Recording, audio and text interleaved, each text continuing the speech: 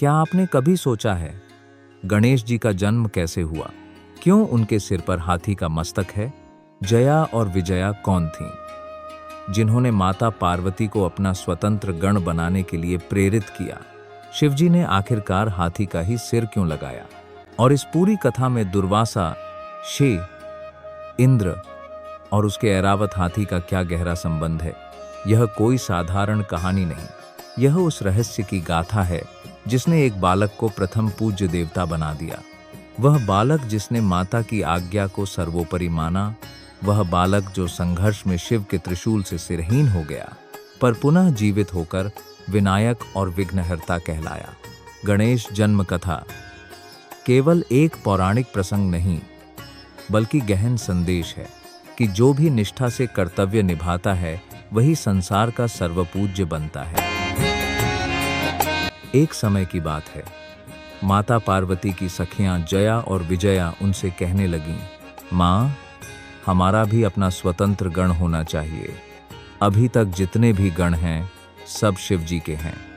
वे हमारे कहने की परवाह नहीं करते। जब हम कुछ कहते हैं तो जवाब देते हैं, पहले शिव जी से कहो तभी मानेंगे। बहुत सी बातें ऐसी होती हैं जिन्हें हम शिव जी के सामने कहने में संकोच करती हैं, लेकिन बिना उनके माध्यम से कुछ नहीं। जब तक हम स्नान कर रही हैं कोई अंदर ना आए। नंदी जी पूरी मुस्तैदी से पहरा दे रहे थे। तभी भगवान शिव वहां आ पहुंचे। नंदी जी असमंजस में पड़ गए। वे तो शिव जी के प्रमुख गण थे। हिम्मत कर बोले, महादेवी की आज्ञा है कि किसी को भी भीतर प्रवेश ना करने दिया जाए। शिव जी मुस्कुराए और बोले, हटो नंदी, कोई बात नहीं। इतना कहकर वे भीतर चले गए। यह देखकर जया और विजया को बड़ा संकोच हुआ। पार्वती जी भी असहज हो गईं। स्नान अधूरा छोड़कर वे जल्दी से उठ खड़ी हुईं। जब शिवजी वार्तालाप करके चले गए तो जया और विजया ने पुनः माता से कहा, देखा माँ, यही कारण है कि अपना गण होना चाहिए। यदि आपका अपना गण होगा तो वह केवल आपकी बात मानेगा। आप देर मत कीजिए, अभी इसी क्षण एक गण बनाइए। माता पार्वती को यह बात जंच गई। उन्होंने अपने शरीर के मैल से एक पुतला बनाया और उसमें प्राण फूंक दिए। वह दिव्य बालक जीवित होकर खड़ा हो गया। माता ने स्नेह से कहा, बेटा, तुम मेरे पुत्र हो। तुम्हारा पहला कर्तव्य है द्वारपाल बनकर मेरी रक्षा करना। जब तक मैं न बुलाऊं कोई अंदर न आने पाए। बालक ने आदेश मानकर हाथ में लाठी ले ली और द्वार पर पहरेदार की तरह खड़ा हो गया। यही बालक आगे चलकर गणेश कहलाया। कुछ समय बाद शिवजी वहां पहुंचे और अंदर जाने लगे। गणेश जी ने लाठी अड्डा दी। रुकिए, आप कौन हैं? बिना माता की अनुमति कोई भीतर नहीं जा सकता।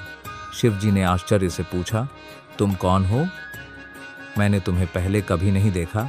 गणेश ने दृढ़ स्वर में कहा, मैं माता पार्वती का पुत्र हूं। उन्होंने आदेश दिया है कि किसी को अंदर न जाने दूं। शिवजी ने समझाया, यदि तुम पार्वती के पुत्र हो तो मैं तुम्हारे पिता हूं। पति को अपनी पत्नी के पास जाने से कोई रोक नहीं सकता। यह घर मेरा है और गृहस्वामी को अपने ही घर में रोकना अपराध है। गणेश बोले, मुझे अपराध की परवाह नहीं, मैं केवल माता की आज्ञा का पालन करूंगा। शिवजी ने सोचा, यह बालक बड़ा हठी है। वे अनसुना कर भीतर बढ़ने लगे। यह देखकर गणेश जी ने क्रोधित होकर लाठी से शिवजी को रोक लिया और प्रहार कर दिया। शिवजी ने क्रोध में त्रिशूल उठा लिया और प्रहार कर दिया। गणेश जी का सिर कट गया।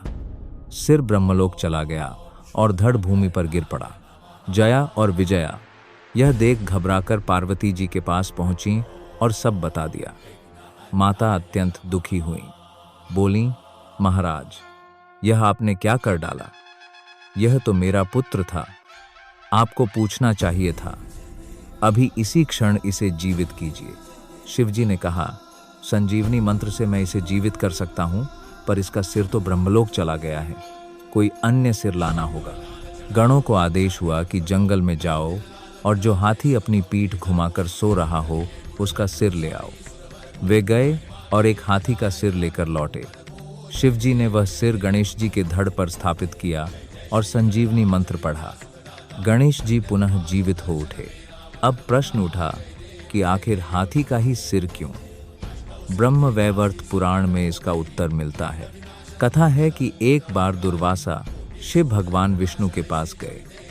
विष्णु जी ने उन्हें प्रसन्न होकर पारिजात पुष्प दिया और कहा, यह पुष्प जिसके मस्तक पर होगा वह सर्वपूज्य होगा। दुर्वासा जी इंद्र को वह पुष्प देने चले। इंद्र अपने ऐरावत हाथी पर सवार थे। अहंकार में इंद्र ने पुष्प को अपने हाथी के सिर पर फेंक दिया। फूल जैसे ही हाथी के मस्तक पर पड़ा, हाथी सर्वपूज्य हो गया। उसने इंद्र को पीठ से गिरा दिया और जंगल भाग गया। भगवान शिव को ज्ञात था कि यह हाथी सर्वपूज्य हो चुका है। अतः जब गणेश जी का सिर कट गया तो उसी हाथी का सिर उनके धड़ पर लगाया गया। इस प्रकार गणेश जी भी सर्वपूज्य हो गए और प्रथम पूज्य देवता कहलाए। शिवजी ने उस हाथी को भी आशीर्वाद दिया कि वह जीवित रहेगा और लोग सदैव उसका सम्मान करेंगे। आज भी गांवों में हाथी के आने पर लोग उसकी पूजा करते हैं। इस प्रकार गणेश जी का जन्म हुआ और वे प्रथम पूज्य बने। पार्वती जी ने बिना गर्भ धारण किए गणेश और कार्तिकेय जैसे 2 पुत्र पाए और शिवजी ने भी बिना गर्भधान किए पिता होने का गौरव पाया। यह दिव्य माता पिता सामान्य नहीं बल्कि अलौकिक हैं।